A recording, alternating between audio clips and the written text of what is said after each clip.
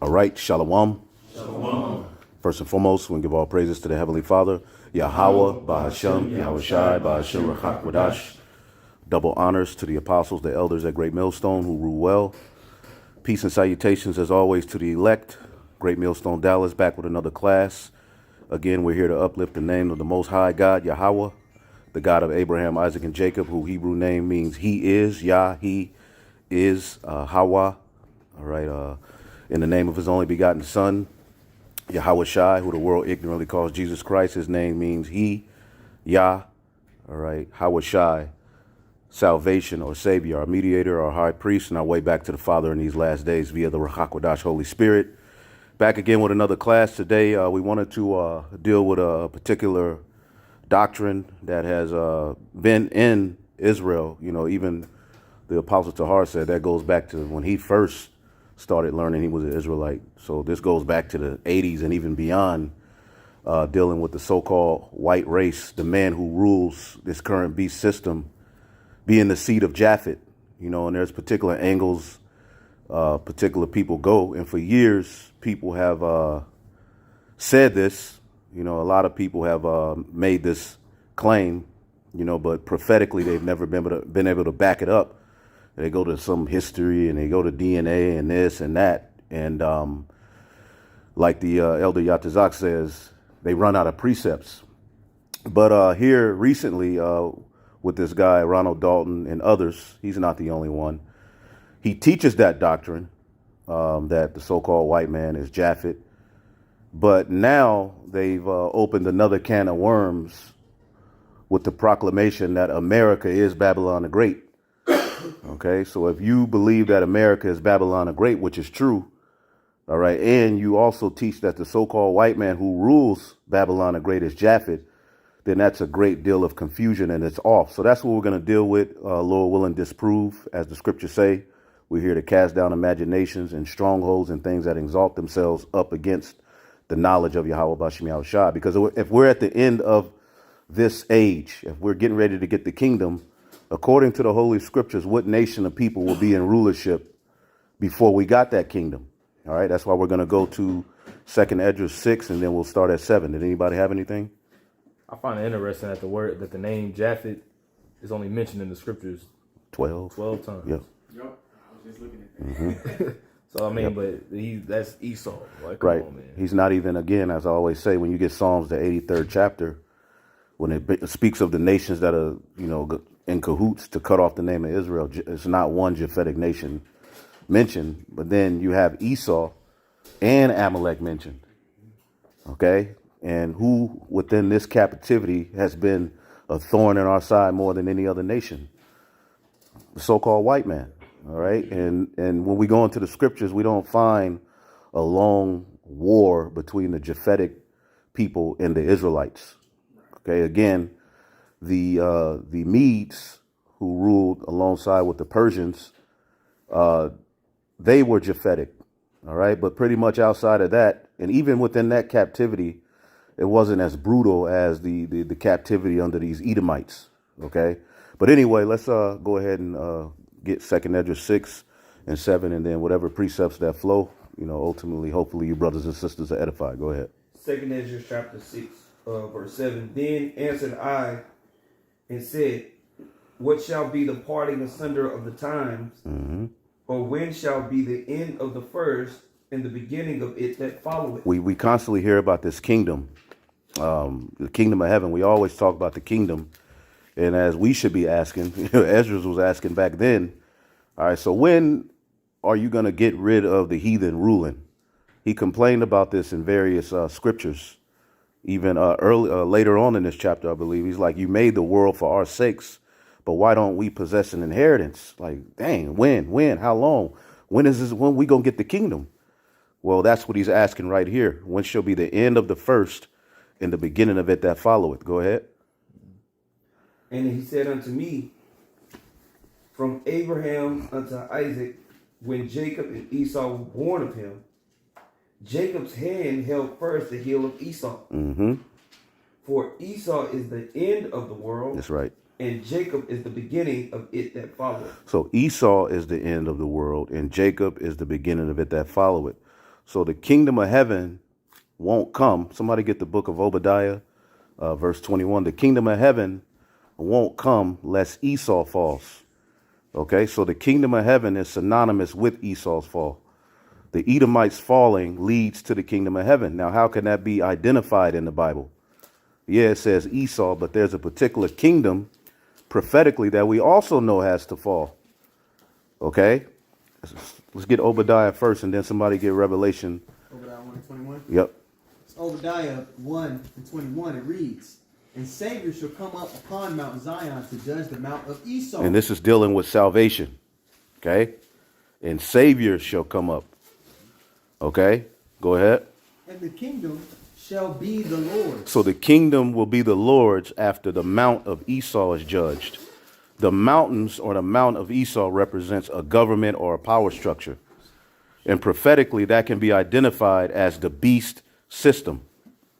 Okay, the beast system that would have rulership in the earth, all right, in end time prophecy.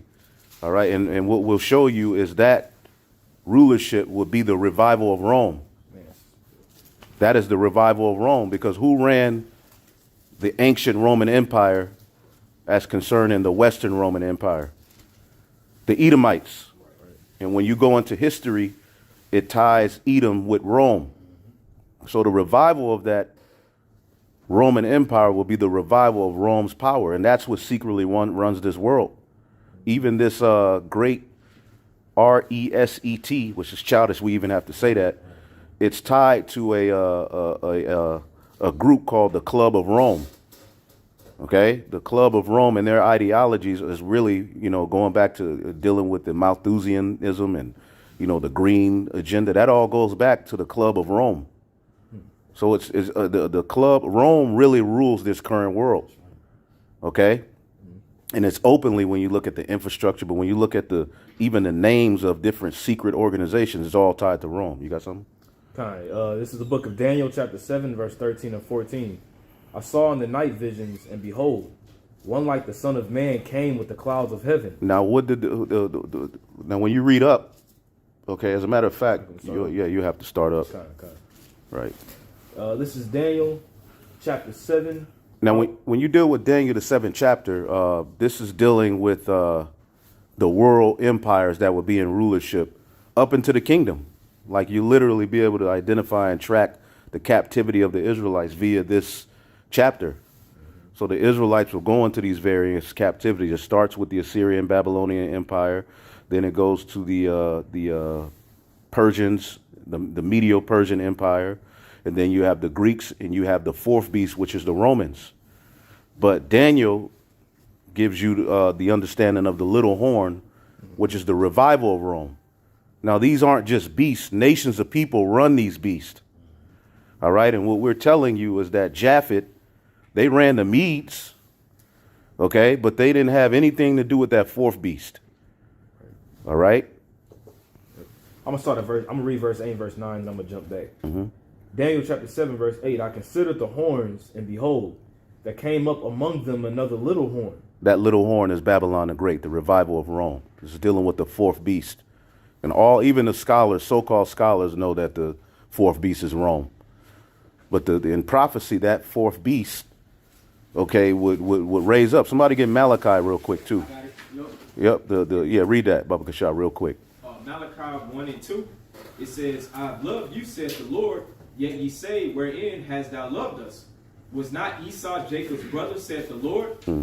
Yet I loved Jacob, and I hated Esau, and laid his mountains and his heritage waste for the dragons of the wilderness. Whereas Edom said, we are impoverished, but we will return and build the desolate places." Edom says we are impoverished, but we will return and build the desolate places. Now, there's many times historically that Edom, kind of fell and was in the desolate state. All right. But the more notable one is at the time of when the Western Roman Empire fell. And they rebuild. Look up that word rebuild. Read that again and then look up that word rebuild. I'm in Malachi 1 and 4 for anybody can grab it. Okay, I'll look it up. Whereas Edom said, we are impoverished, but we will return and build the desolate places. Thus saith the Lord of hosts, they shall build, but I will throw down. Right. So I have that word return. And then somebody look up the word Renaissance. This is that word return in the Hebrew, shawab, to return, to turn back, to return, to go back, human relations, spiritual relations, to repetition. Let's see here. To restore, refresh.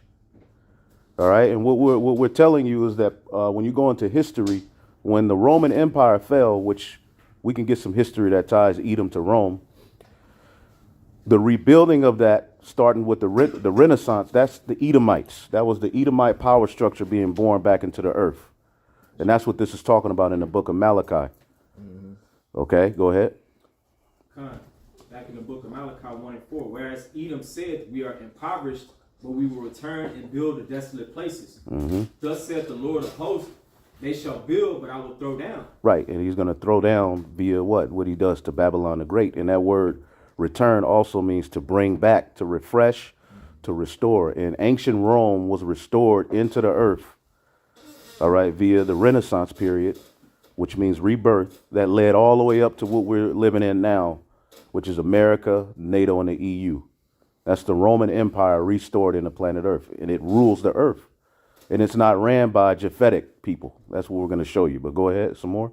And they shall call them the border of wickedness, and the people against whom the Lord hath indignation forever. Right. There you go. All right. So going back. I got that word Renaissance too. You can read that word Renaissance. It's in the Britannica here. It says in the French, rebirth, period in European civilization immediately following the Middle Ages, and conventionally held to have been characterized by a surge of interest in classical scholarship and values. So like you were saying, the return to the classics last night. Right, you know, right. Roman architecture, right. You know, history and stuff like that, culture. Right. That's what the scriptures talks about, the image of the beast. What beast? Rome. The image of the beast is living through this very system. And what we're going to show you today is that beast system is ran by the Edomites prophetically. Japheth has nothing to do with it. Now, where were we? Daniel 7. Yeah, we can get that, and then we'll get Revelation 18. All right. This is Daniel chapter 7, verse 8. It says, I considered the horns, and behold, there came up among them another little horn, before whom there were 3 of the first horns plucked up by the roots. The Spanish, the French, and the British had to fall, and out of the British came Babylon the Great, okay, America, which has led to this. And that is an extension of the Renaissance. Britain itself, the Spanish itself, the French itself, all of that is an extension of the Renaissance. That's all of those top signs is they were just forwarding Edomite thought process. That's all they were doing. The pseudoscience that rules the earth today goes back to the ancient Roman Empire. The Greeks too. Yep, because the Greeks were Edomites. This is, we talk about how this is the Roman Empire rebirth, and it's the Greco-Roman Empire rebirth. Because there's remnants of Greek culture within this system we live in today as well. All right. It's just that Rome was where they got the height of their power and most of their territory. You see? We have records of their legislation that was passed in order to forward their thought, i.e. Hellenization. Hellenization, right. And that's what they're trying to do all over again with this NWO. They're trying to establish their name, their image in the earth above Yahweh B'Shem Yahushai. Okay. And again, nowhere in the scriptures can you find that Japheth would do these things. Right. It's always Esau. Okay. And there's nowhere he can go at this point. And with this argument that Japheth is the so-called white man, now you openly declaring that Babylon is America, you've threw a wild hook, all right, on a very good technical boxer. And you're going to get countered. You can't come throwing that shit when you get in the ring with men who understand the Bible. It doesn't make sense. So now we smiling and hey, we're going to capitalize off of your mistake. So let's get, keep going. It says, I got a couple of historical things too. One, if you want, you think it should hit right now? you talking about Rome? Yep, go ahead. Okay, it says, and behold, in this horn were eyes like the eyes of a man, and a mouth speaking great things. And that's basically, they parade themselves as if they're God, but they're mere mortals. They're men. They're science. They're, what they boast in. They act as if they're the most high. and they speak great things against the Most High. And we see that now. When you look at this NWO, what is it based upon? High level pride and rebellion against the Most High, saying that we are going to dominate the Heavenly Father's creation through artificial intelligence, which is artificial wisdom. Right. Synthetic. Yeah, that's that mouth speaking great things. We're living in this prophecy right now. Go ahead. Right, verse 9, it says, I beheld till the thrones were cast down. Right, so this shows you that before the Lord returns, this is going to be the system ruling. Right. And it's the revival of Rome. When the thrones are cast down, Rome would be ruling. That's why somebody get Isaiah 63. Rome would be ruling, Esau would be ruling when Yahushua return. Okay, not Japheth. Japheth would be somewhere chilling, healing up from the beatdown the Edomites gave them when they colonized their ass. Japheth is nowhere to be found. Japheth is quiet in prophecy. Go ahead. I want to get that word cast down real quick. That word cast down in the Hebrew is ramah.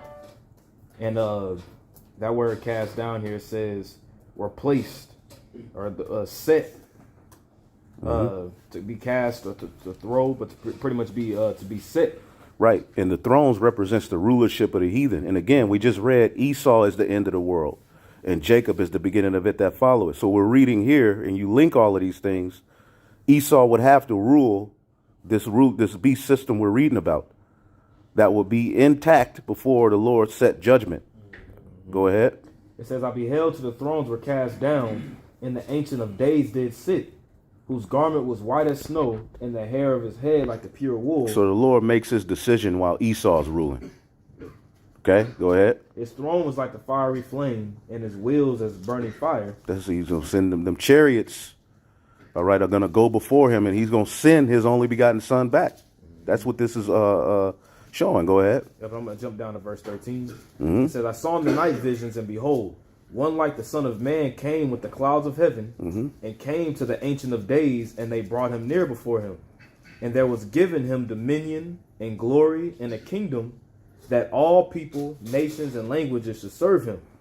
His dominion is an everlasting dominion. So that kingdom comes through who? Esau falling. Right. So here it is. You got a guy like Ronald Dalton saying, well, Babylon the Great is America. We getting ready to get the kingdom. But then he wants to link the people ruling this kingdom to Japheth. That's making sense. It doesn't make sense. Last leg of the Roman Empire. The last leg of the Roman Empire will be ran by Esau. Exactly. Again, Esau is the end of the world. And I believe he believes in the Apocrypha. Okay? Go ahead. Yep, it says, and languages, it says, his dominion is an everlasting dominion which shall not pass away, and his kingdom that which shall not be destroyed. Right. And read in Obadiah verse 21 again, it says, and Savior shall come up to judge the mount of Esau, and the kingdom shall be Yahweh's.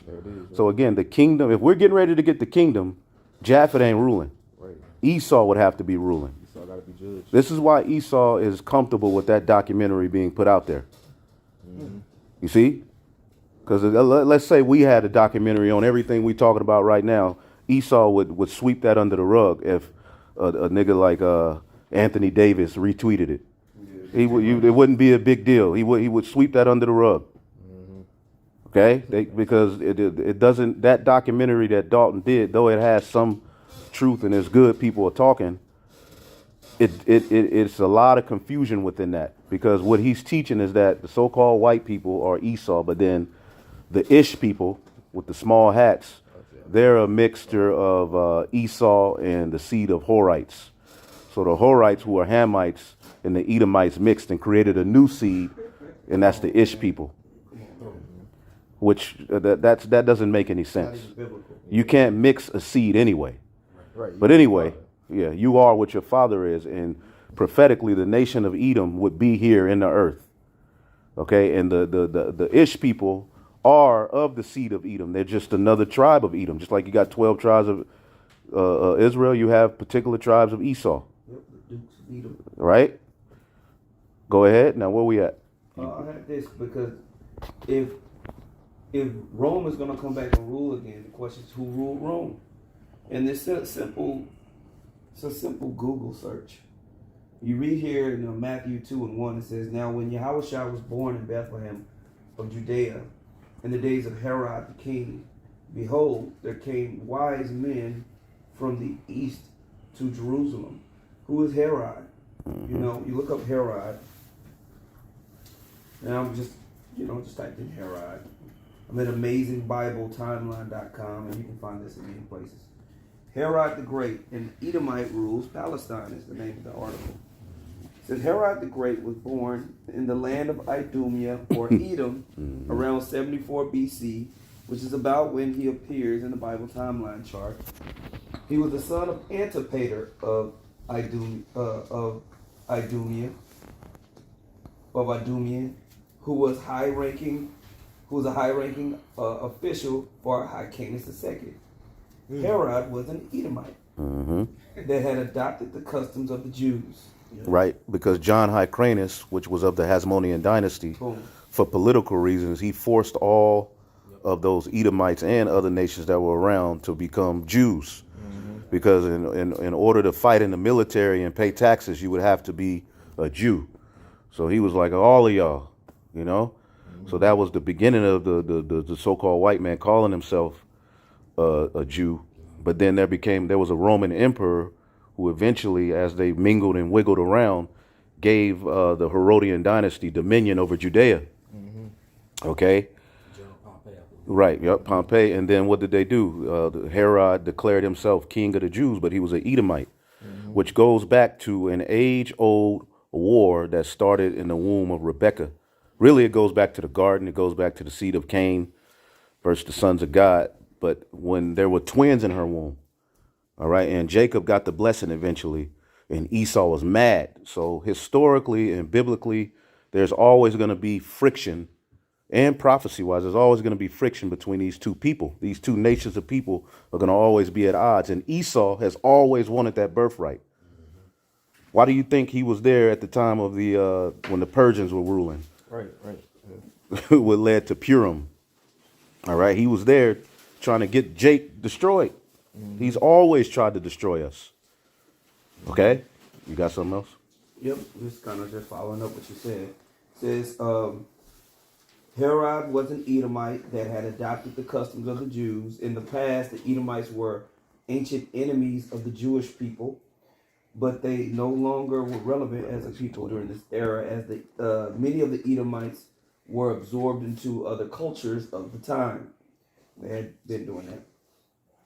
It says, the Jews had conquered these people around 140 BC and forced many of them to accept their religion or to leave the region. Though many Jewish people didn't care for foreigners worshiping God and adopting their customs, Herod was made governor of Judea when he was 25 years old. Hyrcanus II was king of Judea during this era in history, and his throne was usurped by his nephew Antigonus. Herod lost his power as governor, and he fled to Rome to appeal for help. The Roman Senate supported his cause and ended up making him the new Jewish king. And see, a lot of people get confused because one of them is calling themselves the Herodian, the other one calling themselves Romans, one calling themselves Greeks, some were still calling themselves Idumeans. They're all Edomites, even unto this day. Ain't they calling them? They fighting right now. Ukraine, Russia, it's all Edomites, man. French, they're all Edomites, man. But the original inhabitants of these lands, the Greeks and the Romans, were Japhetic. Right. You see? Go ahead. That's right. Yeah, something. No, I was just saying. Okay. It says the Roman Senate supported his cause and ended up making him the new Jewish king.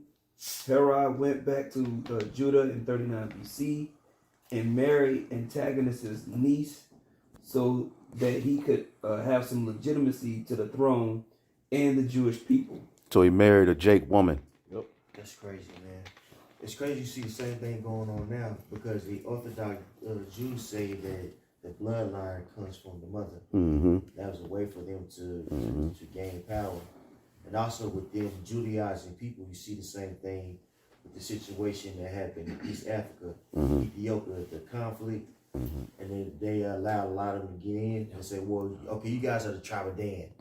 Yeah. Yeah, you guys. Right. It's the same concept. Same concept. Right. Boom. It says Herod went back to Judah in 39 BC and married Antagonist's niece so that he could have some legitimacy to the throne and the Jewish people. He had to end up banishing his wife Doris and their son to pull this off. In 36 BC, Herod defeated Antagonist and was finally able to claim the throne. So, Right. And you read, there's different Herods. You know, Herod at the time of Yahushua was different than the Herod who had John the Baptist's head cut off. And then you keep going, you have Herod Agrippa. When Paul was, being accused of the Jews, that Agrippa, he was of that line too. He was of that lineage. all Edomites. All Edomites. Now, when you get Revelation, the 12th chapter, somebody get that real quick. What did Herod do? What's the notable act he did? He was trying to kill. There you go. He was trying to kill Yahushua. Now watch what prophecy does here in Revelation 12. Go ahead. Start verse 1. Just jump down to verse 3. Start at 3. Yep. Revelation chapter 12, verse 3, it says, "And there appeared another wonder in heaven, and behold, a great red dragon." A great red dragon. Now who's red tied to in the Bible? Esau. Right? So what would this red dragon do? It says, having 7 heads and 10 crowns, and Right. 7 crowns upon his head. And his tail drew the third part of the stars of heaven. Now who's the third part of the stars of heaven for any of the newer brothers? Southern Kingdom. Judah, Benjamin, and Levi. They stayed and remained in the land of, Jerusalem, which they called Judea eventually. Go ahead. Right, it says, and his tail drew the third part of the stars of heaven, and did cast them to the earth. Mm-hmm. And What does cast to the earth mean? They were in the lowest state. They were in captivity pretty much. They were vassals to the Roman Empire. Okay, and this is why you had various zealots trying to fight. Like, hell no, we ain't fit to be under the rule of these devils. But the fourth beast had to rule. Go ahead. Right, it says, and the dragon stood before the woman which was ready to be delivered, for to devour her child as soon as it was born. There you go. The dragon. The dragon is tied to this, the same dragon that's speaking of in Revelation 13. And it says the red dragon. These are Edomites. Okay, and this is ultimately the seed of the serpent against the seed of the woman all over again. That particular theme is all throughout the scriptures. Now, some more on that? I just find it interesting how pretty much Egypt did the same thing too. And how Paul links Pharaoh to Esau Right. in Romans the 9th chapter. Right. Japheth don't fit nowhere in there. Right. You know what I'm saying? Yeah, and one of the other reasons is that they say Japheth is the so-called white man. Somebody look up the term Ashkenazi Jew. Now, in the scriptures, Japheth had sons. Get this point real quick. Somebody get the book of Genesis 10.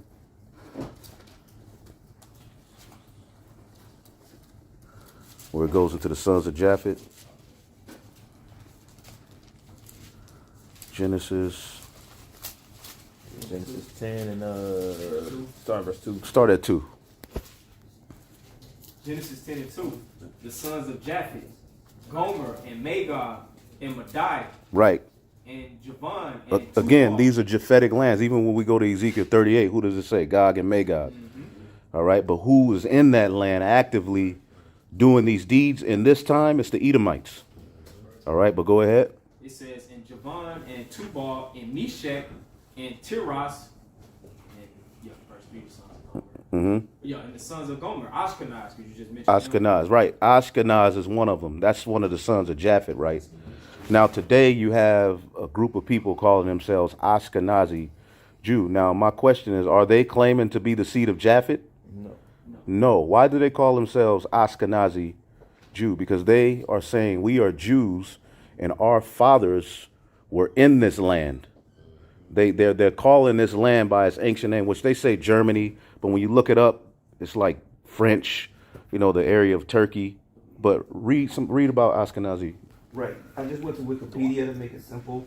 Ashkenazi Jews, also known as Ashkenatic Jews or Ashkenazism, or Jewish diaspora population who coalesced in the Holy Roman Empire around the end of the first millennium. Their traditional diaspora language is Yiddish.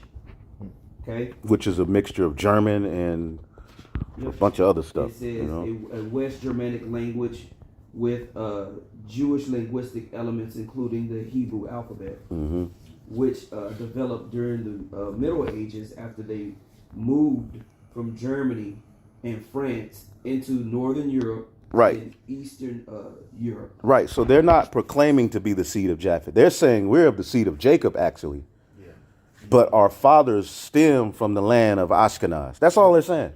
Yep. And they were the ones that were funding a lot of the hate that came against the Scottish. They was the ones who funded a lot of taking down Charles I after King James had went down and stuff like that. They was all up in there. And so they was always creating political rifts everywhere throughout Europe. Mm-hmm. Okay? And they're tied to the... Like scattered fire. Your fire scattered. Yeah, scattered. Yep. Yeah, and if I may, we even have that concept in the scriptures numerous times where there's particular people that live in a land and they might call themselves after that land because of that land. Case in point, Padanaram. You know, Abraham and, you know, their forefathers. You know, they was in that region. And when you read about it in the scriptures, they'll be called Syrian. Syrian, right? But they weren't up the line of Aram, but the reason why is because of that landmass that they was located at. Right, right. So they're not claiming, because Ashkenazi Jew doesn't make sense. How could you be Japhetic Shemitic? Right, exactly. That doesn't make sense. So just because they call themselves the Ashkenazi Jews does not mean that they're the seed of Japheth, nor are they even claiming to be the seed of That's Japheth. a heavy point. It crosses each other out. Like that, yeah. They're trying to do the same thing now. Yeah. With the concept of what the Jews are with Jews and Horites also. Was Japhetic and Horite or something like that? Who that? He was saying, Well, Ronald Dalton says that the Ish people are actually a mixture between the Horites and the Esau and Horites. Esau and the Horites mixed and made a new, yeah. He's getting that because Timnah, the wife of Eliphaz, was a Horite, Yeah. and that's why he's saying that. But it doesn't go back to the line of the woman at the end of the day. It's the line of the father, which Eliphaz was the Edomite. Right. So that Ashkenazi Jew point is obsolete. I mean, we could get deeper into it, but they're not claiming to be of the seed of Japheth. They're claiming to be of the seed of Abraham, Isaac, and Jacob, which they're the seed of Abraham, Isaac, and Esau. They're not claiming to be the seed of Japheth. That's not their claim. They're just saying they're calling Ashkenaz by its ancient landmass. Go ahead. In the rabbinical term Ashkenazi refers to diaspora Jews who established communities along the Rhine in western Germany and northern France during the Middle Ages. Upon their arrival, they adapted traditions carried over from the Holy Land, Babylonia, and the Western Mediterranean to their new European environment. There you go. And remember, we just read John Hyrcanus at that time. Edomites started calling themselves Jews. The family line of Herod called themselves the Jews. Yep. And that's why John the Baptist was cursing Herod out. The same thing we're doing is what John did. If you call yourself if you're a Jew, then why are you committing sin? It's basically the same thing we're saying. Go ahead. In the late Middle Ages, due to widespread persecution, the majority of the Ashkenazi population steadily shifted eastward, moving out of the Holy Roman Empire into the areas that later became part of the Polish-Lithuanian Commonwealth. Now this is where you're starting to study the Crusades and the wars of the Crusades. And it was all about this Christian, Jewish, Muslim battles that were happening throughout all the lands. And then you get the stories of the Templars and them protecting so-called Jewish people and all that type of stuff. Okay? Polish-Lithuanian Commonwealth.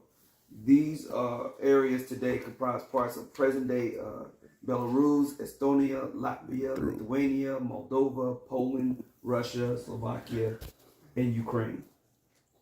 Over the course of the late 18th and 19th centuries, those Jews who remained in or returned to historical German lands generated a cultural reorientation under the influence of the I can never say this word, Hasidic, and the struggle for emancipation, as well as the intellectual and cultural ferment in urban centuries. They gradually abandoned the use of Yiddish and adopted German while developing new forms of Jewish religious life and cultural identity. Okay, so yeah, it's a lot of history that goes into them marrying in, getting political power, begging, you know, Right. the victim and the how you say it? The victim and the villain. The victim and the villain. You know? Right, right. And eventually that group of people, you know, they're linked to the Khazars too. It's a lot of history, which we ain't gonna go into all of it, because really to seal the deal on this topic is to follow prophecy. That's it. More than anything, because again, the Edomites are linked to Babylon the Great. Again, we read Esau's the end of the world. And when we get Revelation 18, somebody else got a point real quick? I had something from this Yep, book. yep. 63. Yep, get that too. Yep. I'll read this. This is from Arthur Koestler, the 13th tribe, and I'm gonna read apart from page 228, going into 229. It says, "For the sake of piquantry, it should be mentioned that the Ashkenaz of the Bible refers to a people living somewhere in the vicinity of Mount Ararat in Armenia. Now, what is Ararat? Turkey. All right, go ahead. The name occurs in Genesis 10:3 and 1 Chronicles 1:6 as one of the sons of Gomer, who was a son of Japheth. Ashkenaz is also a brother of Togarmah and a nephew of Magog, whom the Khazars, according to King Joseph, claimed as their ancestor. And this is why one who is spiritually discerned must break down the Bible. Right. Because you see these names and you just automatically think it's talking about the you know, you have to understand how to discern. And people see that in Ezekiel 38, Gog, Magog, and they think it's automatically talking about the seed of Japheth. No, it's the Edomites. The scriptures talks about how they would take lands from particular nations, oppress a man in his heritage. That's what they're doing. Worldwide, they've done this. The Edomites, go ahead. So, and another thing is, like, if that's the case, if Ashkenaz if they're saying that those are the Jews, how come in prophecy it calls for Ashkenaz to team up with the Medes to destroy Babylon? There you go. There you go. You know what I'm saying? That would offset the whole idea of them being the people. You know what I'm saying? It says, for Ashkenaz is also named in here it is. That's the spirit. For Ashkenaz is also named in Jeremiah 51, where the prophet calls his people and their allies to rise and destroy Babylon. To come up against Babylon. All right. They do not say that. I'm gonna jump down and read this last little part. Actually, no. That's a point. That's it. All right. Now, anybody else got something? I was going to say on verse 2 in Revelation 18. Just find a good spot. Because when you get Revelation, the 18th chapter is dealing with the fall of Babylon. This is a power structure that will be ruling in the earth. Okay, and we can tie it to everything we've been reading. We read about the revival of the fourth beast in Daniel, the 7th chapter, which is the revival of Rome. All right, go ahead. I just wanted to make a real quick point because we were talking about basically how Esau has moved around, changed his name, he's marrying into families, he's mixing to get political gain, to create legitimacy of his bloodline. Mingling himself among the people. You know? And so when you go to Genesis, the 27th chapter, it talks about the blessing between Jacob and Esau, That's right? So you skip down, and I'm going to read quickly to get to the point. What verse you at? I'm at verse 37. And this is a very important to the lesson, the water. Genesis 27 and 37 says, And Isaac answered and said unto Esau, Behold, I have made him thy Lord, talking about Jacob. I have made him thy Lord, and all his brethren have I given to him for servants. And you got to think Esau and Jacob were blessed with the fatness of the earth, meaning they would both have world rulerships. No other nation is promised a world rulership. But the difference between Jacob's is that the Lord told Jacob, you're going to be Lord over your brethren. You know? So go ahead. And with corn and wine have I sustained him. And what shall I do now unto thee, my son? And Esau said unto his father, Hast thou but one blessing, my father? Bless me, even me also, O my father. And Esau lifted up his voice and wept. And Isaac his father answered and said unto him, Behold, thy dwelling shall be the fatness of the earth, and the dew of heaven from above. And by thy sword shalt thou live, and shalt serve thy brother. And it shall come to pass that when thou shalt have the dominion, thou shalt break his yoke from off thy neck. Mm-hmm. And Esau hated Jacob because of the blessing wherewith his father blessed him. And Esau said in his heart, the days of mourning for my father are at hand. Then will I slay my brother Jacob. Now, in verse 40 it says, and it shall come to pass that thou shalt have dominion, right? I always like to go into this word dominion. Right. So Isaac is promising Esau, you're going to rule the world at one point. Mm-hmm. But you're going to do it by the sword. Yep. You know? This word, you're going to rule the world, right? You're going to basically have the fatness of the earth, and you're going to have the dominion. When you look up that word, dominion, in the Hebrew, the word is rarad, right? And when you go to this word, it says to wander restlessly, roam, right? To roam about. And so, and you see, this is how Esau has been able to use the sword, get up into different nations, take resources, create wars, and then get the dominion. Neither keep it at home. And either keep it at home. The border of wickedness. Who does that? Who's doing that? That's Esau. The prophecies are identifying markers of who's who, what's what, where's where, and how's how.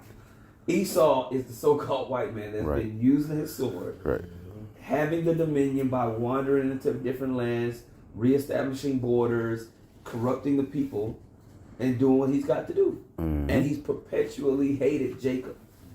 He's perpetually hated you so-called Negroes, Latinos, and Native Americans. Why?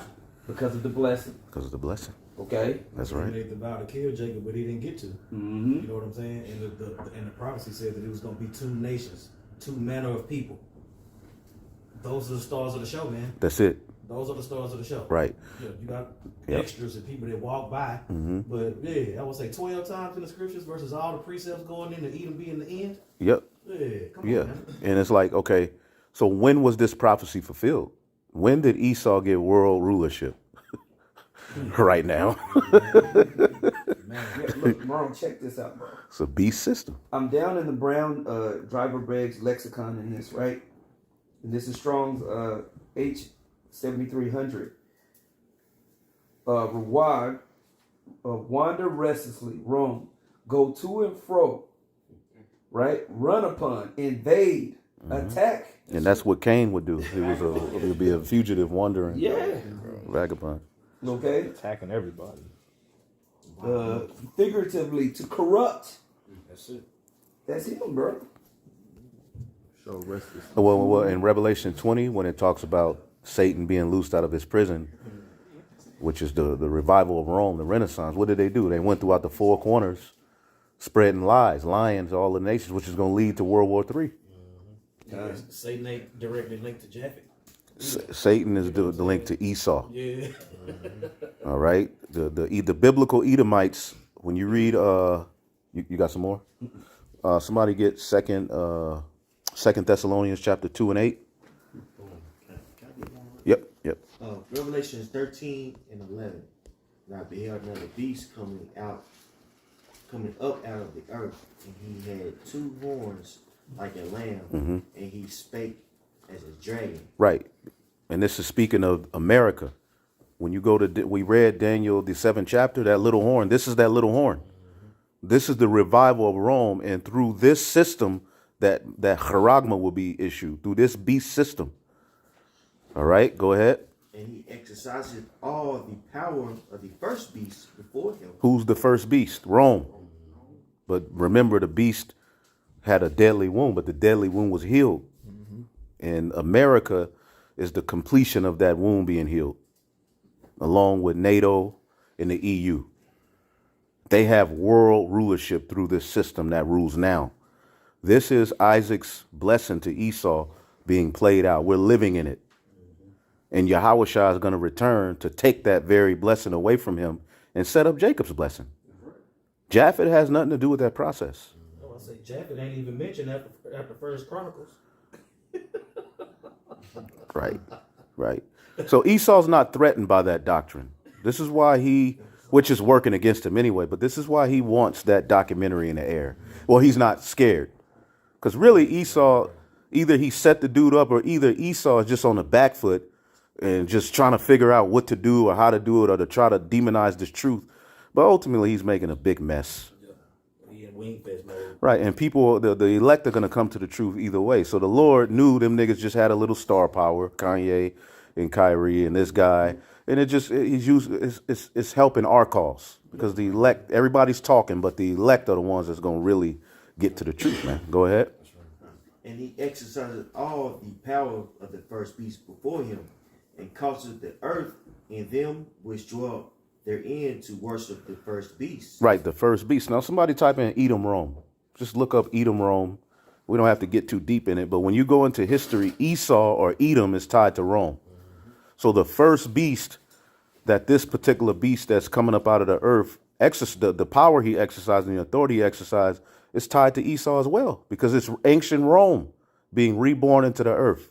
And how does America exercise the power of Rome? You have a Senate, okay? You have Roman numerals, the Constitution or something is based upon ancient Roman law.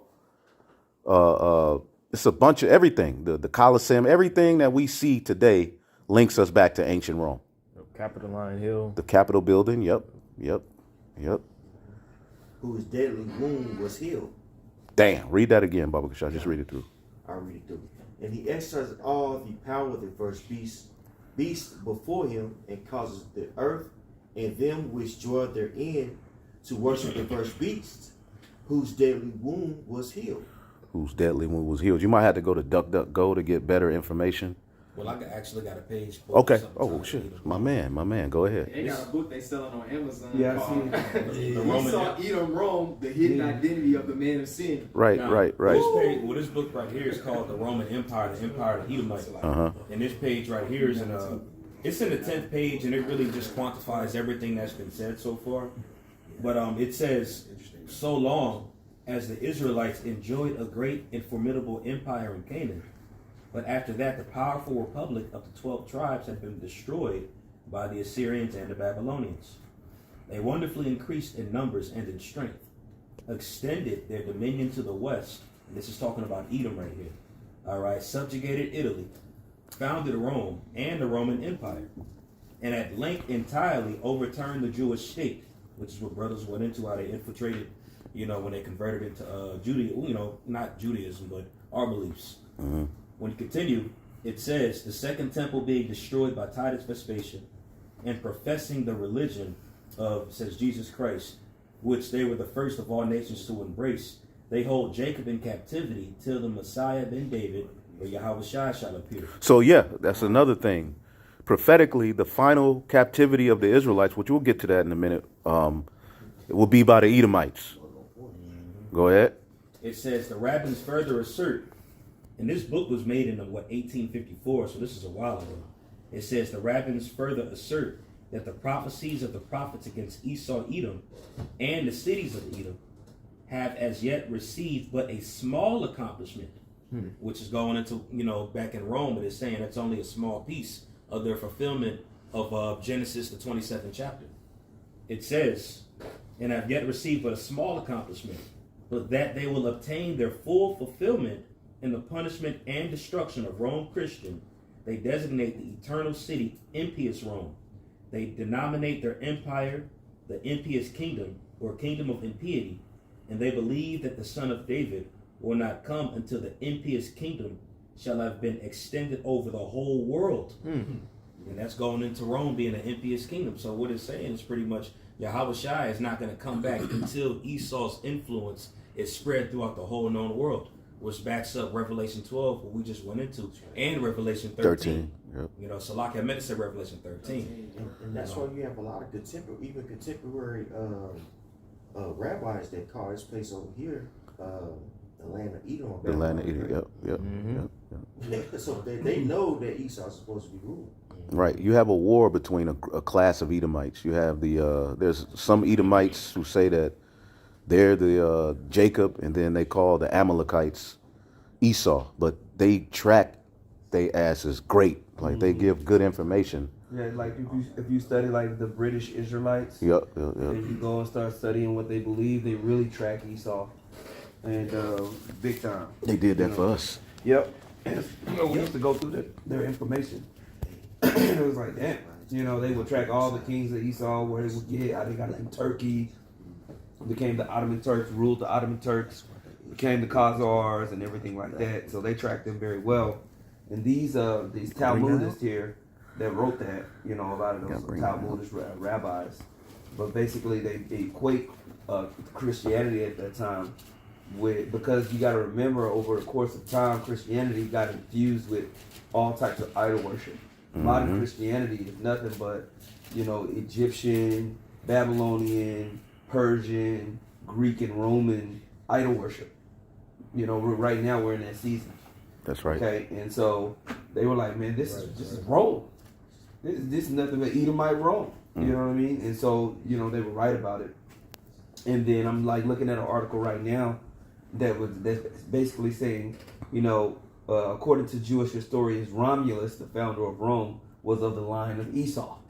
The story of Romulus and Remus, the myth of how Rome began or whatever, To a soothsayer or something, yeah. Yeah. And they're saying basically it was two Edomite brothers fighting over who was going to rule, And so, yeah, man, they track and trace it for sure. Man, I got a quick precept for you. Let's go check.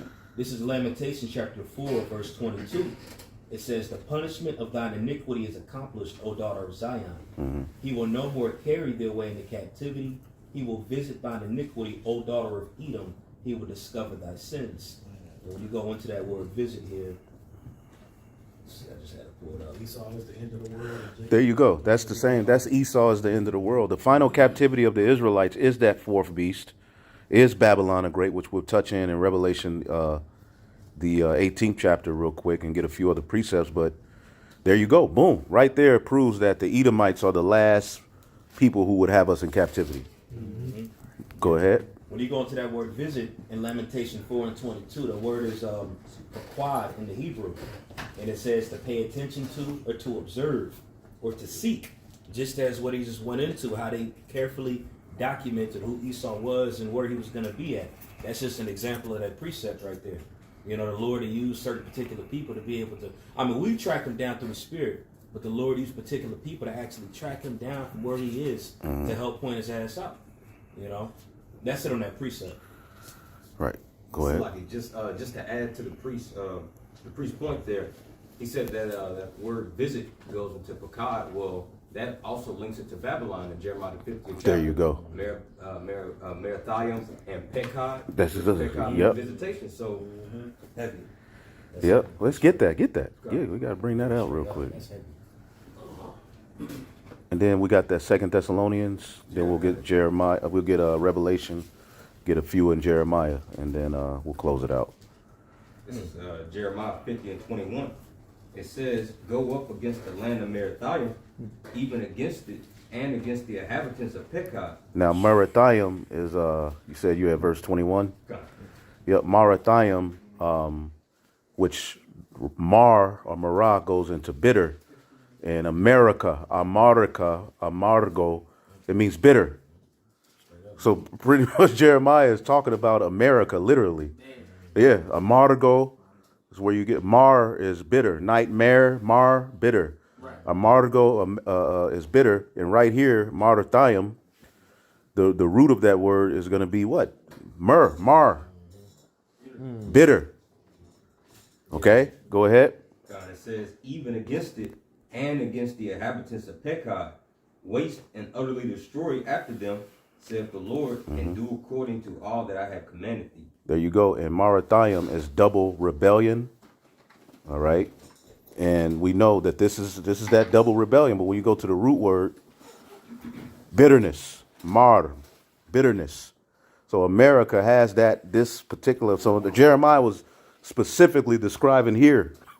Because when we're reading Jeremiah, the 50th chapter, we have to understand that this was a letter, and we're going to get a scripture out of this chapter. This was a letter that Jeremiah wrote to the captives at Babylon to assure them that they would be delivered. But when you read the letter, it ain't talking about getting out of ancient Babylon.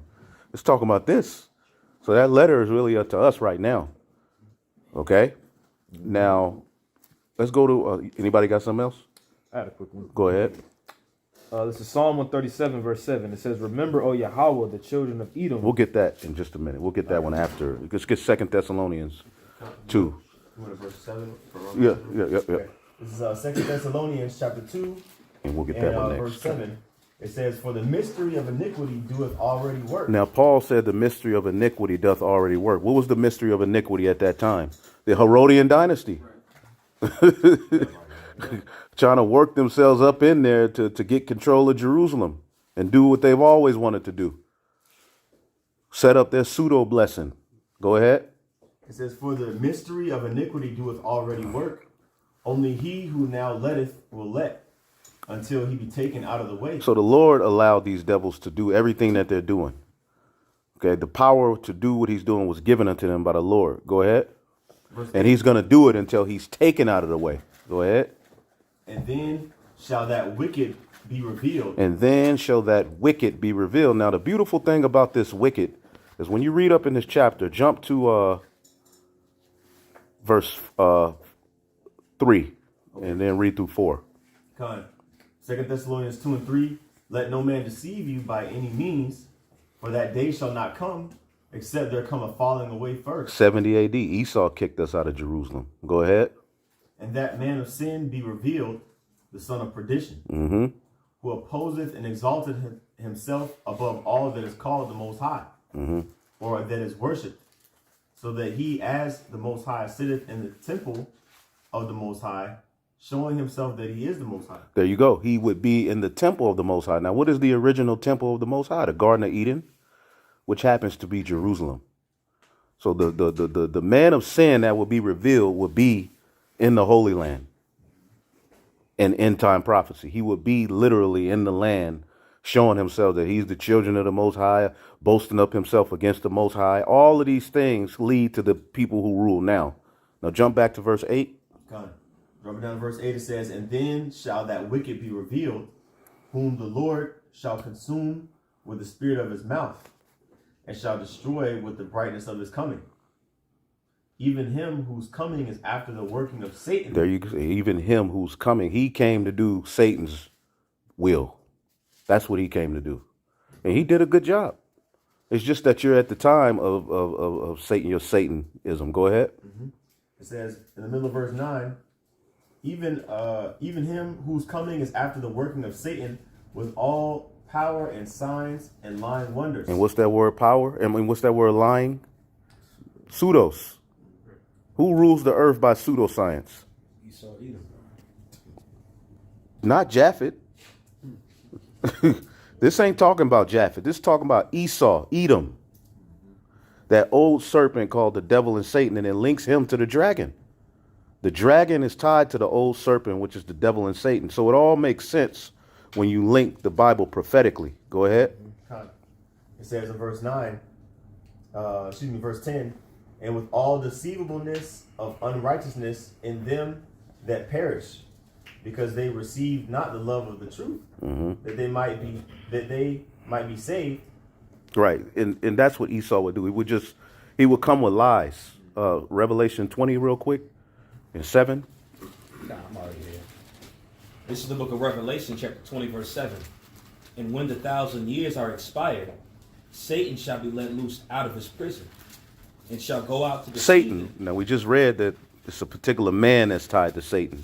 Satan just means adversary. So this ain't talking about no damn red. He swole, he red, and he's just in a cage somewhere, and then he jumps out and put on some Converse and just goes to get out of jail. Like when Jake get out of jail, he go find his ex-girlfriend. Nah, this ain't talking about that. This is what we were talking about, the Renaissance. Because for 1,000 years, Esau was destitute. He was a caveman. People didn't trust him. He was looked down upon. All right. That was during the Byzantine Empire. But there was a point where the Lord revived Rome. He revived Esau. Go ahead. God, Revelation chapter 20, verse 8. And shall go out to deceive the nations which are in the four corners of the earth. See, that's what he did. That's what Esau has done with his power. He's went out through the four corners of the earth, as we read, with the blessing given by Isaac. When you shall have the dominion, you will be all over the place. You will be throughout the four corners of the earth. And what he's doing is going to lead to Gog and Magog. Keep going. God, it says, Gog and Magog to gather them together to battle. Right. The number of whom is as the sand of the sea. There you go. So their wickedness would lead to the very point where we're at now, where Gog and Magog, which who's in that land is Russia, is leading a rebellion against the West, and the beast system is being broken up. Now, let's get that, what you had in Revelation. Unless somebody else got something. Psalm. Yep, get that Psalms, and then let's get Revelation 18, Okay. and we'll get a few more. This is Psalm 137, verse 7. It says, Remember, O Yahweh, the children of Edom in the day of Jerusalem, who said, raise it, even to the foundation thereof. Which is going into, you can link this up with a lot of times, but, during the time of the Babylonians coming through, destroying us, Esau was right there. And Esau also is looking to take us down by way of his policies and his laws now, lining up with Psalm 83. Verse 8, it says, O daughter of Babylon, who art to be destroyed. So Edom is tied to the daughter of Babylon. Mm-hmm. That's how they're going to pay. Mm-hmm. And this is a prophecy, too, because this act that he's talking about, of what they didn't even happen until the Babylonian captivity. Right. Keep going. Read 8 again.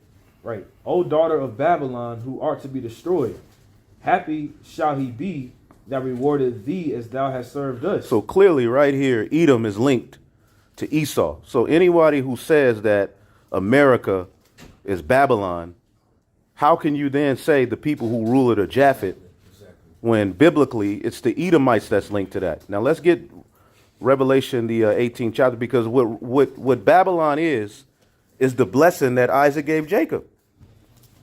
That's really what Babylon is. What does it say in somebody get Jeremiah 51 and 7? What a blessing that Isaac gave Esau. The blessing that Isaac gave Esau. You said Jeremiah 51 and 7? He would go throughout the four corners of the earth, rule, take over, lie, steal. I got it. Go ahead. This is Jeremiah 51 and 7, all right? It reads, Babylon hath been a golden cup in the Lord's hand, that made all the earth drunken. The nations have drunken of her wine, therefore the nations are mad. Babylon is suddenly fallen and destroyed. How for her? Take balm for her pain. If so, she may be healed. Mm-hmm. We would have healed Babylon, but she is not healed. Forsake her, and let us go every one into his own country. Mm-hmm. For her judgment reacheth unto heaven, and is lifted up even to the skies. Now let's get Revelation 18. Somebody got something? I have a quick. Okay. Just a quick scripture. How you just said how America is the fulfillment of Isaac's blessing to Esau. This is Hebrews chapter 11 and verse 20. Let me get in KJV. It says, by faith Isaac blessed Jacob and Esau concerning things to come. Woo! Which is prophecy. And when you read the last verse in Hebrews 11 verse 40 in the NLT, it says, for the Most High had something better in mind for us, so that they would not reach perfection without us. Talking about in these times. That's right. So That's right. this is as the Quran we're just going into. Now this is the fulfillment. America's the fulfillment of the blessing that Isaac gave Esau. That's it. That's it. Babylon. And it says her sins have reached up unto the heavens. So let's go to Revelation 18. We'll get a few other points and close out. Revelation 18 started a good point, but Might as well start from the top. so yeah, start from the top. Now, this is Revelation chapter 18, verse 1. And after these things I saw another angel come down from heaven, having great power, and the earth was lightened with his glory. And he cried mightily with a strong voice, saying, Babylon the great is fallen, and is become the habitation of devils, and of hold, Shalakim, and the hold of every foul spirit, and a cage and every unclean and hateful bird. And that's what's going to happen to Babylon. That's why the Lord said, I have made, Esau said they're going to raise up and rebuild, but I'm going to destroy. It's going to be leave it to the dragons of the wilderness and all of that. That's even mentioned in Isaiah 13. Babylon is directly tied to the dragons. The same thing that it says in Malachi for Esau. Go ahead. Come. Verse verse 3. For all nations have drunk of the wine of the wrath of her fornication, and the kings of the earth have committed fornication with it. He transgresses by wine. His philosophy, his way, which is what? Rebellion, Satanism, the adversary. He's adverse to righteousness. And he spread that mindset throughout the whole earth, man. And look what it's led to. Look at the earth. The water's dirty. The air's dirty. Families are broken. Children are rebellious. Food is fake. Technology is taking over. Go ahead. And the merchants of the earth are waxed rich through the abundance of her delicacies. Right, because America's a consumer nation. Go ahead. And I heard another voice from heaven saying, Come out of her, my people, that ye be not partakers of her sins, and that ye receive not of her plagues. Right, and that's speaking of when we're actually delivered. All right, but spiritually we come out of her as well by repenting, by turning away from this world. That's how you deliver your soul, not through getting on an airplane. Now, there are prophetically going to be a lot of nations, as we just read in Jeremiah 51, that leave this place. But the Lord never told the elect that the way that we get delivered is fleeing Babylon. It's a spiritual, it's a mindset. But we got lessons on that. Go ahead. Verse 5. For her sins have reached unto heaven, and the Most High hath remembered her iniquities. Reward her even as she hath rewarded you, and double unto her according to her works. In the cup which she had filled, fill her double. Right, and go to Lamentations 4 one more time. Okay. Read Lamentations 4 one more time, and then we'll jump down in Revelation. All right, I got it, bro. go on. This is Lamentation chapter 4, verse 21. It says, Rejoice and be glad, O daughter of Edom, that dwellest in the land of Uz. The cup also shall pass through unto thee. The cup is going to pass through unto you. Which the cup is what? Hard times, hell, captivity. Go ahead. Right. It says, Thou shalt be drunken and shalt make thyself naked. The punishment of thine iniquity is accomplished, O daughter of Zion. He will no more carry thee away into captivity. There you go. Proven who would have us in captivity. He would have us in captivity. Esau. And this Babylon we're reading about is the final captivity of the Israelites. So by default, Esau would run that. He would even be what? The ruler of the new Egypt as well. Joel 3. Go ahead. It says, he will visit thine iniquity, O daughter of Edom. He will discover thy sins. There you go. So let's go back to Revelation 18, and then. Come. This is back in the book of Revelation, chapter 18, verse 7. How much she hath glorified herself and lived deliciously. So much torment and sorrow give her. Right. So this chapter basically is outlining the destruction of Babylon the Great. Jump to verse 20. Come. This is Revelation chapter 18, verse 20. Rejoice over her, thou heaven, and ye holy apostles and prophets. That means that we would be captive there. Right? Go ahead. For the Most High hath avenged you on her. Right. Remember, O Lord, the children of Edom. All of these things tie in to Babylon. Go ahead. Verse 21.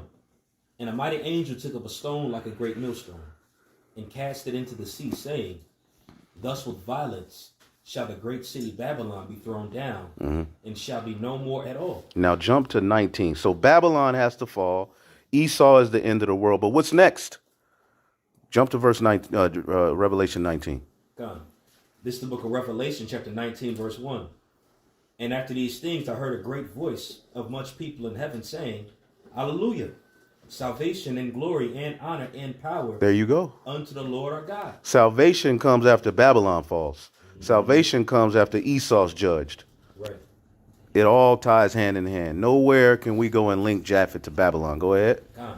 And if I may, you also read it in Revelation, the 12th chapter. It says, For now is salvation come, after the accuser of our brethren is cast down. There you go. So he has to be cast down first. We're waiting on Esau to take a position after all this shit Esau did. If we wait, if Esau or the so-called white man is Japheth, that means that we gotta wait for a whole nother nigga Right. to do more than this nasty ass nigga in power right now. Right. You know, and the way prophecy looking, it don't seem like it's gonna go that route. I don't want to do that. You know, hell no. Yeah.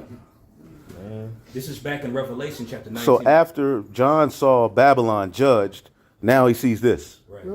Read it again. Salvation. Revelation. Salvation. That's it. Revelation chapter 19, verse 1.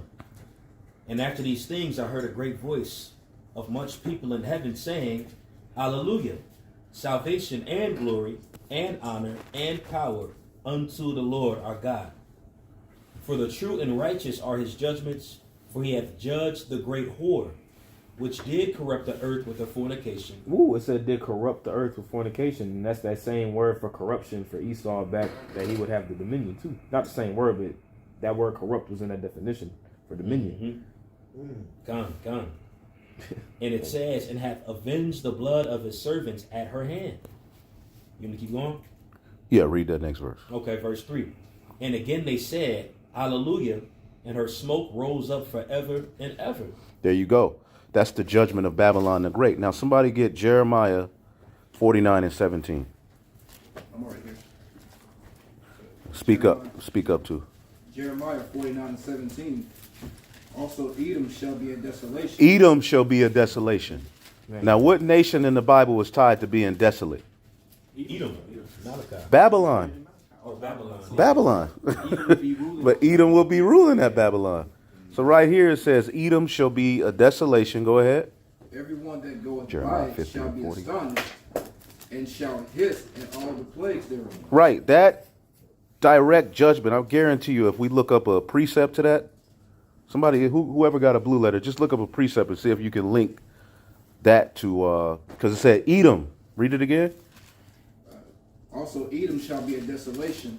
Everyone that goeth by it shall be astonished, and shall hiss at all the plagues thereof. I believe Isaiah 13 says the same thing, right? Mm-hmm. You got it? Not Isaiah 13, that's Jeremiah 50 and 40. We'll get that later Jeremiah next. 50 and 13. Okay. Yeah, 50 and 13. That's another one that goes right to it. Right, but what does it say in Isaiah 13? It says Babylon will be desolation. There, Isaiah 13 and, well, somebody get it, because it's towards the end, right? Because if you start at 19, it says, Babylon, in the glory of kingdoms, the beauty of the Chaldees excellently shall so be as when God overthrew Sodom and Gomorrah. Read Jeremiah 49 and 17 through 18. Jeremiah 49 and 17. Also, Edom shall be a desolation. Everyone that goeth by it shall be astonished, and shall hiss at all the plagues thereof. Right. Verse 18. As in the overthrow of Sodom and Gomorrah, Woo! and the neighbor cities thereof, saith the Lord. No man shall abide there, neither shall a son of man dwell in it. The only place in the Bible that has that judgment is America, Babylon. But it ties it to Esau. Go ahead. I got one for you. Ezekiel 35, verse 6 and 7. Therefore, as I live, saith the Lord Yahweh, I will prepare thee unto blood, and blood shall pursue thee. Since thou hast not hated blood, even blood shall pursue thee. Thus will I make Mount Seir most desolate, and cut off from it him that passeth out, and him that returneth. So it said that he would make Mount Seir most desolate. Point blank, period. Couple. Jeremiah 50 and 23. What scripture are you reading? Y'all 49 and 17. right. Right, So right. go to the next chapter, Jeremiah 50 and 23. How is the hammer of the whole earth cut asunder and broken? How has Babylon become a desolation Woo! among the nations? But it linked it to Edom in the Boom. previous chapter. Right. Go ahead. Jeremiah 51 and 29. And the land shall tremble in sorrow, for every purpose of the Lord shall be performed against Babylon, to make the land of Babylon a desolation without an inhabitant. So, boom. Boom. Esau is tied to the same judgment as Babylon because Esau would rule Babylon. Just like Egypt had, it was a power structure, it was a rulership, but the Egyptians ruled it. It was a nation of people who ruled Egypt. It was a nation of people who ruled the modern day Egypt. And who was that? The Edomites. Somebody get Joel, the 3rd chapter, the last 2 verses. But somebody else got something right now? Where you at? Isaiah 34. Yep. Isaiah 34, and I'm starting verse 5. For my sword shall be bathed in heaven. Behold, it shall come down upon Idumea, and upon the people of my curse to judgment. Mm-hmm. The sword of the Lord is filled with blood, it is made fat with fatness, and the blood of the lambs and goats, with the fat of the kidneys of rams. For the Lord had a sacrifice in Basra, and a great slaughter in the land of Idumea. Let's see, we jumped into verse 8. For it is the day of the Lord's vengeance. So this is future prophecy. This ain't happened yet. Right. Go ahead. For it is the day of the Lord's vengeance, and the year of the recompense for the controversy of Zion. The Lord is pissed off at what happened to his people. Go ahead. And the streams thereof shall be turned into pitch, and the dust thereof into brimstone, and the land thereof shall become burning pitch. It shall not be quenched night nor day. The smoke thereof shall go on forever. From generation to generation And it this shall lie waste. It's Babylon. It's talking about Babylon, but then it's Esau at the same time. Right. Idumea. We keep reading down, it's going to link right up with the Revelation 18 we read in the beginning. Japheth is at the picnic. Japheth ain't got nothing to do. Japheth is chilling. Drinking coconuts and shit. Right. Lion fishing. Looking crazy. Go ahead. None shall pass through it forever and ever. Woo! But the cormorant and the bittern shall possess it. The owl also and the raven shall dwell in it. That lines up with Isaiah 13 as well, too. Right. There you go. Those devils, and inhabit the devils in Revelation 18. It's the same thing. You He see? shall stretch out upon it the line of confusion and the stones of emptiness. Through. Out of there. And jump down to verse 14. The wild beasts of the desert shall also meet with the wild beasts of the island, and the satyr shall cry to his fellow, and the screech owl also shall rest there, and find herself a place of rest. So that's pretty much the point, but it Yep. links to the Revelation 18 chapter. Yep, and that links to Isaiah 13 and 21 through 22.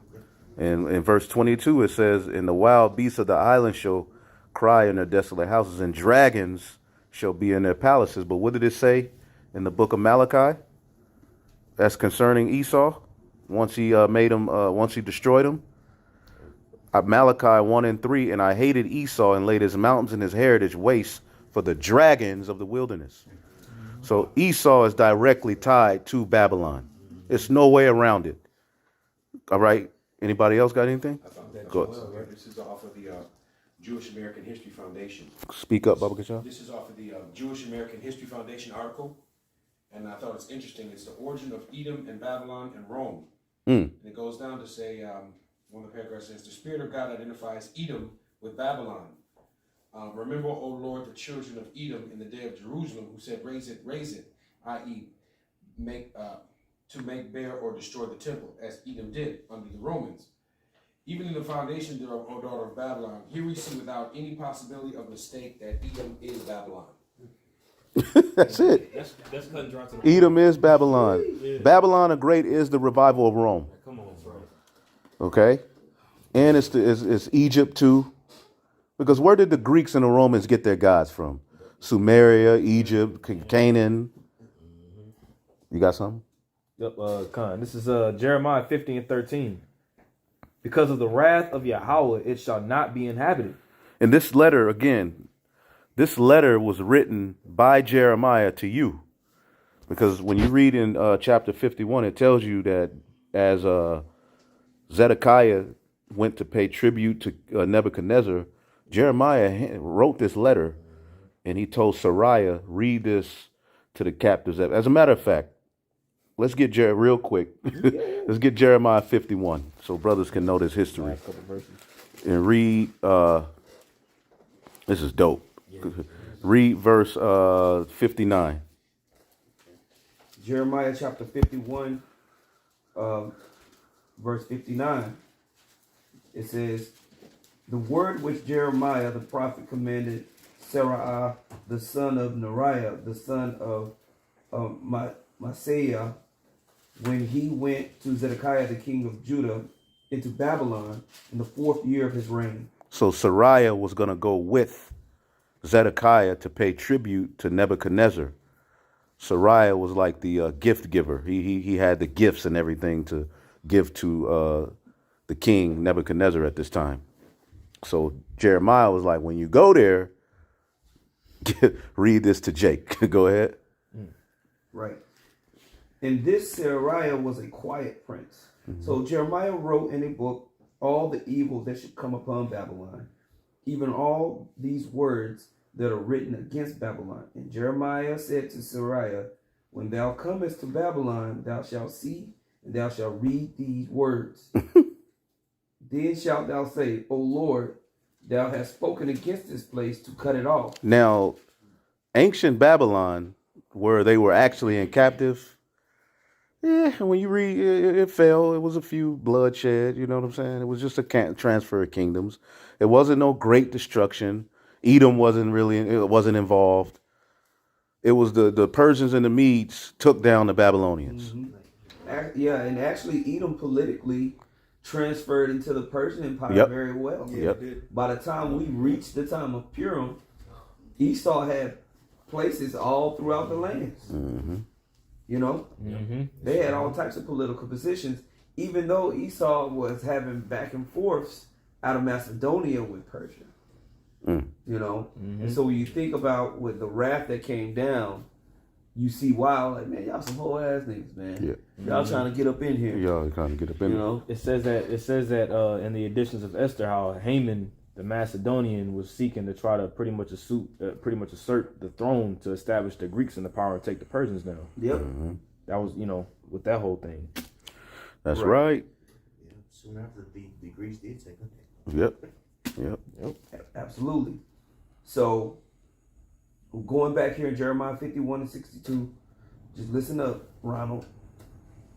Then shalt thou say, O Lord, thou hast spoken against this place to cut it off, that none shall remain in it, neither man nor beast, but that it shall be desolate forever. And it shall be, when thou hast made an end of reading this book, that thou shalt bind a stone to it and cast it into the midst of the Euphrates. And thou shalt say, thus shall Babylon sink and shall not rise from the evil that I will bring upon her, and they shall be weary. Thus far are the words of Jeremiah. So he wrote this letter and then said, read it to them. But then this letter didn't have anything to do with that particular captivity. It's reading. Right. It seemed like it would be, if you think that's the same captivity, it would be a contradiction to what Jeremiah was telling them to do, and that was to serve Babylon. Right. There you go. Right. So read what you got in 50, and then we can close it out. This is Jeremiah 50. I'm actually start up at verse 11. It says, so this is a part of that letter. Go ahead. It says, because ye were glad. Because ye rejoice. Rejoice and be glad, O daughter of Edom.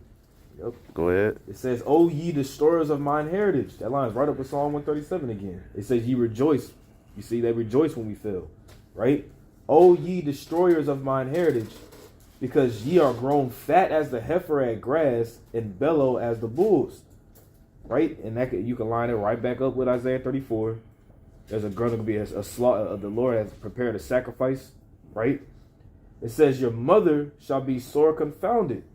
Going to Great Britain. She that bare you shall be ashamed. Behold, the hindermost of the nations shall be a wilderness. That's America. Hindermost. Yep. It says a dry land and a desert. Because of the wrath of Yahweh, it shall not be inhabited, but it shall be wholly desolate. Everyone that goeth by Babylon shall be astonished and hiss at all her plagues. That line right back up in Revelation 18. Are they going to hiss at her plagues? 45 and 46. I want to read this real quick.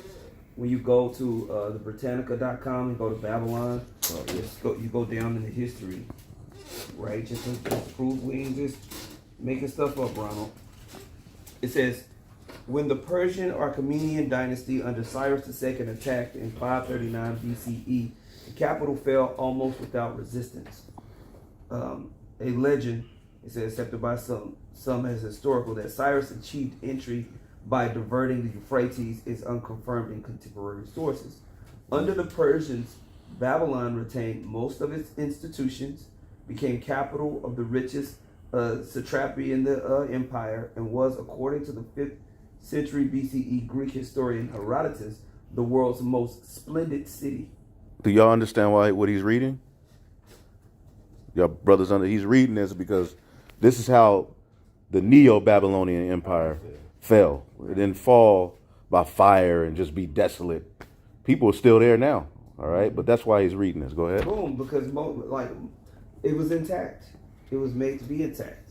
Now, was there wars and fightings, and did they get taken down? Yeah, but was it this tremendous desolation that the scriptures are telling you? No. And this is why when you get into Revelation, it talks about this Babylon the Great, and that all of these things are being linked.